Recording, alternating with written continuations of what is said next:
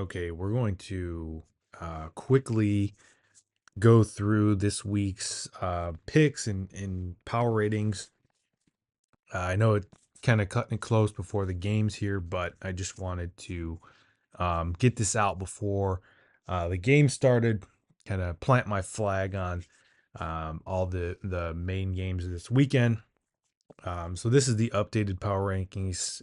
It doesn't take into account the Miami Virginia Tech game and the Rutgers Washington game that were both last night, both incredibly entertaining games. The Miami game, obviously, with the crazy controversial ending. I still think the officials got it right, even though they arrived at the right decision the wrong way. I think they should not have called it a touchdown on the field. I don't think there was enough evidence to overturn the touchdown, but I don't think after seeing the reviews that the receiver ever had full control of the ball. There was a lot of confusion. The guys on the broadcast were saying once the guy who's out of bounds touches the ball, it basically ends the play. But then the ACC after the game said that's what made the pass incomplete, was a guy who was out of bounds touching it. Just a lot of confusion. I did not envy those refs being in that position, but I do think they made the right call. I don't think it was a catch, but I also don't think there was enough evidence to overturn it. So basically, you have the worst possible outcome where both sides are uh, pissed. There's really Virginia Tech fans have every right to be pissed, but if Miami fans, if that call had stood, they would have had every right to be pissed too. It was a horrible position for the refs to be in. It was one of the wackiest, weirdest plays I've ever seen. I don't know who actually had possession of that ball. Um, it was quite a game, but bottom line, Miami, they had a Mario Cristobal type of game where he's usually good for at least a couple of those every year. Just losing a head scratching game, but they very well could have lost that game. They won it. Obviously, they're gonna fall statistically. Virginia Tech exposed some real flaws in that Miami team. I don't think they're good against the run, and their tackling isn't very good. Obviously, Cam Ward's really good, but he's very turnover prone. Um, so just kind of wanted to talk about that game a little bit, and then Rutgers is now 4-0. I think um, they should probably be ranked, but I would rank Indiana before I rank Rutgers. And then Washington, they had every opportunity to win that game. They just made a lot of mistakes. I think their defense is pretty good with Steve Belichick, and I think people are kind of underestimating the degree to which Bill Belichick is involved in that defense, even if it's just to bounce ideas off for Steve Belichick. So watch out. That was first conference game for Washington. They had to travel across country. They made a lot of mistakes on offense, left a lot of points on the field. So Rutgers was really fortunate to win that game, but still very fun and entertaining game. So the game of the week is, of course, the Alabama-Georgia game. And so I'm going to go over to my matchups sheet here and just kind of run through the numbers here. So Georgia is favored by 1 on the road. I have Alabama as about a 4-point favorite at home. And a lot of people are picking Alabama to win this game. And I think Alabama has been a bit more impressive as of now. All offseason, I was basically thinking that Georgia was going to win this game. But I'm kind of leaning Alabama now. I just think the offensive playmakers that Alabama has compared to what Georgia has, like Georgia does not have a guy like Ryan Williams that can really, take the top off the defense. Um, the offensive playmakers at Georgia are really just, good, not great. There's nobody that really knocks your socks off. Um, but now, everyone's picking Alabama in this game. I don't think I've seen anyone pick Georgia. I mean, Uncle Lou even picked Alabama to win this game. So I'm going to take Georgia. I'm just going to kind of zig while everyone's zagging. I'm going to fade the public on this one. They don't have the explosive playmakers, but their defense, is going to be really good. Um, not elite against the run, but they are elite against the pass. And Alabama ranks really highly in pass yards per attempt, but I also don't. I've never really trusted Jalen Milroe as a passer and a decision maker. And this is going to be by far the best pass defense he ever faces. So I think Georgia's going to do a good job at limiting those deep shots that Alabama likes to take, and Alabama's got those great playmakers on the outside, but Georgia has got some absolute studs in the secondary, and I think um, Georgia's going to be able to hold them in the uh, in the passing game. Defensively, Alabama is really good against the pass. Georgia is just okay throwing the ball, and really just okay running the ball too. But Bama doesn't have the greatest run defense. Um, I just think it's gonna be a low scoring game, I think, and really I'm not even going off the numbers in this. I'm just going kind of more off the intangibles here. I just think, Georgia's got a really good defense, and I think people are just too low on them after that Kentucky game. And I even said that, I think that game exposed some real flaws for Georgia, but I still think they're an incredible team. I think Alabama's an incredible team. I just think Georgia's going to be more motivated here. Everyone was talking down about Georgia after that Kentucky game. Kirby Smart's going to be on these guys. He's the greatest brainwasher in the country. I mean, when they won the Natty in 2022, they were talking about how everybody thought they were going to go 7-5. I don't know how Kirby got them to believe that, but he did, and he's probably been on these guys all week, and just really, it's the first SEC conference game for Kalen DeBoer. There's a ton of pressure on him. I mean, there's a ton of pressure on Kirby because of his record against Alabama, but I just think Kirby's experience in the SEC, and Kirby's really got to show that he can beat Bama and really get that monkey off his back. And I think Georgia's going to bounce back in a big way. And in a lot of ways, this is really a must-win game for Alabama. They travel to Texas next month, and then in November they play Ole Miss and Tennessee in consecutive weeks. So if they get a loss on their schedule right now, this early in the season, they could easily. There's a scenario where they lose like 3 games this year, and they could be at risk of missing in the playoffs, which is crazy to think about. But um, Georgia has an incredibly tough schedule. So I'm going to take Georgia to win. I think it's going to be close. Um, there's a lot of pressure on Kirby to win this game, because if he doesn't, then their fan base is going to be like, why can't you beat Alabama? But I just think Kirby's experience in the SEC, the motivation is going to be there, and just the fact that this is DeBoer's first game against an elite level SEC team. I just think Georgia's gonna win here, and I'm gonna fade the public and pick the dogs to win. And obviously cover the 1 point spread. I think it'll, well, not obviously, but I think it'll be a close, low scoring game. But I think Georgia will win by more than a point. Um, Next game we're looking at here is the Ohio State Michigan State game. Ohio State is a 23.5 point favorite on the road. Now, I actually have Michigan State as a pretty good team here. I have Michigan State as the 29th best team in the country statistically.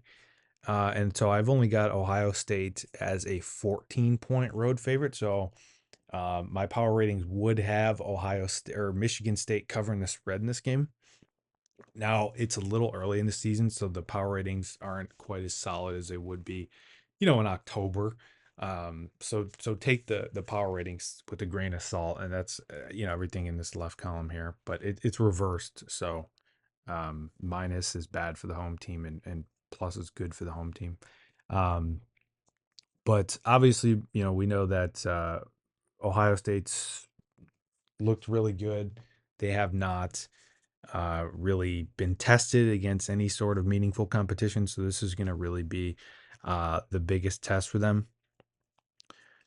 They should fare pretty well against Michigan State's offense. I mean, they're just outclass Michigan State in just about everything except for in the run game. So Michigan State actually has a really solid run game. So this is going to be the first real test for that, new and improved Ohio State rushing attack. So we'll see if they'll be able to run the ball there. But I just think there's no way that Ohio State can lose this game really, but I'm sure that they're gonna come out and look flat for the first half, and everybody's gonna be lining up to jump off a bridge in the Ohio State fan base. Um, Everybody's probably gonna be leaving, coming away from that game upset for the Ohio State fan base, but it's a game that I think will be like a 35-10, 34-10 Ohio State win, maybe like a 34-14 or 34-13, something like that. I don't trust Ohio State to cover, so I would stay away from that one.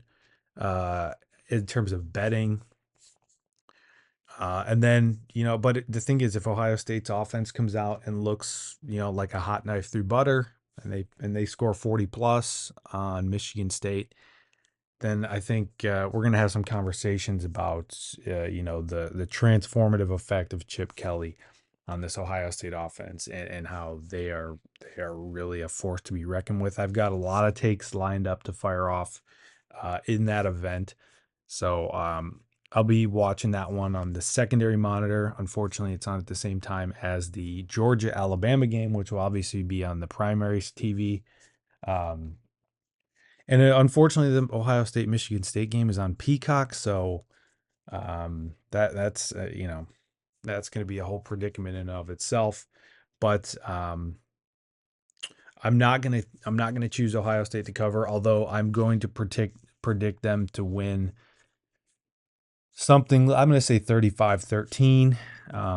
So that'd be pretty close to covering, but not close enough where I could confidently bet on them to cover. Um, Notre Dame, Louisville. I think Louisville's actually a really good team, um, and they are projected, and by my ratings, as about an 11-point road dog at Notre Dame. Vegas has Notre Dame favored by 6.5. So I would recommend Notre Dame to cover. Notre Dame, in terms of throwing the ball, really bad, but Louisville's pass defense is just okay. Running the ball, Notre Dame's really good, but Louisville's also really good against the run. Um, Louisville's just a really good offense. They're a top 10 offense in general. And Notre Dame's defense, maybe some weak points against the run there. I don't know. I actually think there's a good chance Louisville wins this game. I think it's going to be a fun and competitive 4-quarter game. I'd probably still lean Notre Dame because they're at home, and my power ratings really like them still, even after, the Northern Illinois loss. So I will take Notre Dame to win and cover at home, but I would not be surprised if it goes the other way. Let's see. What do we have next? The Penn State Illinois game. This is a game that a lot of people are kind of scratching their heads about this line. Penn State's favored by 19.5, and Illinois is, a pretty good team. They're undefeated and ranked, and people are saying, just hammer that Illinois plus 19.5 line.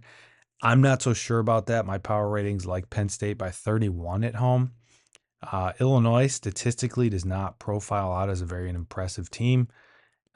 Defensively, they are 31st against the pass and 42nd against a rush, whereas Penn State is now the most efficient passing attack in the country, if you can believe that. So probably going to be tough sledding for Illinois trying to stop this Penn State attack. Penn State's really good rushing the ball, 20th in the country in yards per carry. Offensively, Illinois not particularly great at anything, just pretty bad at rushing the ball, and middling at throwing the ball. Luke Altmaier's not bad, but Penn State's a top 20 defense in all categories. So I don't really see any sort of path for Illinois to win this game. They're not special at anything. They don't really do anything at an elite level. So um, I would probably take Penn State to cover just because of so many people are just looking at that 19.5 line and seeing that Illinois, they've been pretty impressive to start the season, at least in terms of their resume. But I think a lot of people are going to be on that Illinois with the points, and I think it just feels like a trap. Um, Vegas doesn't put out, wrong lines for games like this. Um, maybe for like a, Sunbelt game or something like that.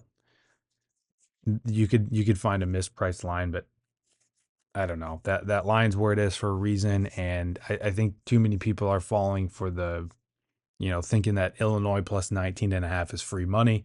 So I'm going to fade that, and I would predict Penn State to cover the 19.5 point spread.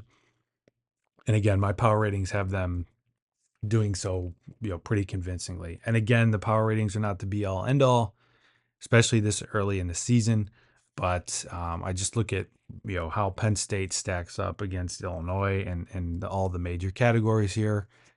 And I don't really see a path for Illinois. I think it could be a long night for them. And so for the last game that I'm going to talk about here is Michigan, Minnesota. It's going to be played in Ann Arbor. Now, I didn't mention this during my video of the USC Michigan game about how USC fumbled the bag in that one, but there was a little part in there where they showed the numbers basically until Michigan's final drive where they scored with Mullings at the end, and he had that big run. Michigan had like 12 yards in the second half up until, very late in the fourth quarter. And USC came out in a bear front for most of the second half. And it basically, the 46 defense, three defensive tackles, basically six guys up on the line, and just a totally stacked box. So USC came out in the bear front and essentially ground Michigan's offense to a halt. And I think you're going to see that a lot more going forward, where teams are just going to come out in a bear front against Michigan and just say, we know that you're incapable of throwing the ball, and we're just going to make sure we stop the run, and we'll take our chances on the pass and the play action and all that stuff. So I do expect Minnesota to come out in a bear front and just really sell out to stop the run against Michigan. And that, again, that's how everyone's going to play them from now on. So, as long as Orgy's the quarterback, Michigan's going to see bear fronts from here on out, because USC had a tremendous amount of success other than, allowing that big run to Orgy or to Mullings later in the game there. But anyways, Vegas has this as Michigan minus 10. I have Michigan as about a 15-point home favorite here. So I would lean towards Michigan covering, although it's not enough of a cushion to really make me comfortable about that. Obviously, Michigan is horrible to pass. Minnesota is actually really good against the pass, but unfortunately, Michigan doesn't even really try to throw the ball. So that almost kind of takes away Minnesota's biggest advantage there. Minnesota is not good against the run, and Michigan is, they're relying on the big runs. They're relying on they go 3 yards in a cloud of dust 15 times in a row and then just bust off a big one. I think Michigan is going to be able to run the ball on Minnesota. Minnesota is not particularly good against the run. So that's troublesome. And then offensively, Minnesota is just bad. And I don't think they're going to be able to get anything going against Michigan's defense. I don't see Minnesota scoring more than 10, 13 points. I think it's going to be really tough sledding for them offensively. So I would lean towards Michigan covering in this game. The 10-point line, it's a lot closer than I would assume. Um, but I think Michigan's gonna win something like, I don't know, 21-3, 24-3, 24-10, something like that. I just don't see Minnesota moving the ball. And Michigan's offense is deeply flawed, but I don't think Minnesota stops to run well enough to really give themselves a chance in that game. So I do like Michigan to cover. I'm going to take Michigan to win and cover the 10. So we'll just kind of recap some of the picks. So I have Georgia winning and covering the 1. I'm going to go against my power ratings in that game. Ohio State, I have winning, but I would not take them to cover. So I'm going to stick with my power ratings there. I think it'll be close to 23, but I don't feel comfortable enough. And I don't think there's enough of a cushion that I would be comfortable betting Ohio State to win by 24 points. I think it'll be right around there, something like 35-10, 35-13, something like that. Notre Dame, Louisville. I'm going to take Notre Dame to win and cover, which kind of goes against my gut feeling there. I think Louisville's really good, and I wouldn't be surprised if they win the game. It's a very low confidence pick here. And actually, now I'm thinking about it again in my mind and wanting to pick Louisville to win outright. But I'm still going to just stick with Notre Dame because they're at home. But again, would not be surprised if Louisville wins that game. Penn State, Illinois, I'm going to take Penn State to win and cover the 19.5. I just pure fade the public. But I also just don't think Illinois does anything particularly great. And I'm going to take Michigan to cover the spread and win over Minnesota. So I'm going to go just back to my power ratings here. Tennessee is the number 1 team in the power ratings. Miami's number 2, but Miami's going to fall after that. After that god awful showing against Virginia Tech that they probably should have lost. And another thing about that game, if Virginia Tech kicks that field goal instead of going for the fake field goal, then all they would have needed at the end was a field goal to win it. It would have been 38-37 Miami, and then Virginia Tech would have been in field goal range, and their kicker had already hit one from 57. So Virginia Tech should have won that game. Miami escapes the win. But got a pretty good slate on tap for today, and wanted to just get this video out with my picks and power ratings before the action kicks off in the next 45 minutes here. So if you like the video, give me throw me a like, and maybe consider subscribing, and I will see you in the next one.